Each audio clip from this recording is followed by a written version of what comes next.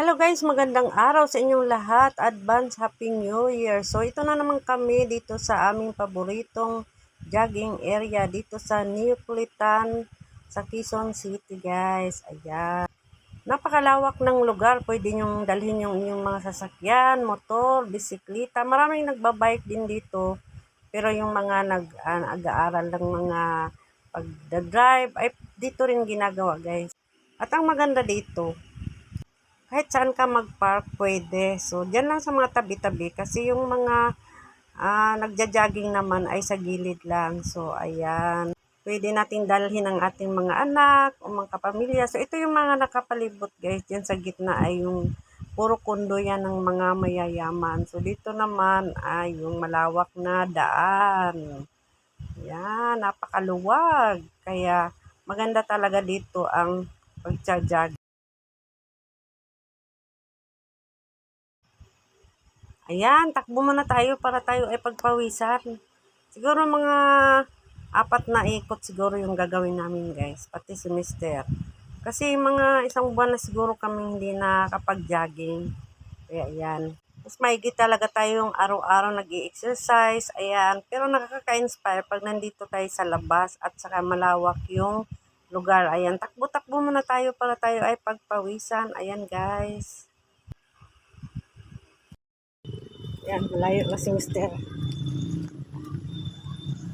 At marami ding nagtitinda dito. Ayan yung mga parts ng mga bisikleta kasi maraming nagbabike dito. Yung gusto nyo magkape, ayan, mayroon din. At ito yung madadaanan natin. Ito, yung mga gandang halaman yan. Gumamila yata yan. Hindi ko alam kung anong bulaklak yan.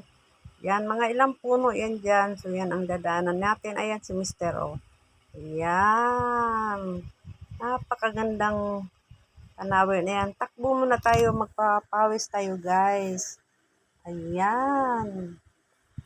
Malapit lang din ito sa SM, kaya yan, pagbaba mo ng SM ay pwede ka na maglakad papunta rito at saka pag-uwi, marami din. Ayan, may nagtitinda din dito ng mga buko at saka yung mga damit, yan, mga pang-jogging, t-shirt, pantalon. Ayan, puro yan gamit sa pagja-jogging guys. Siyempre, dahil jogging area to, ayan. Takbo-takbo tayo guys para tayo ay pawisan na nga. Ayan, ayan na.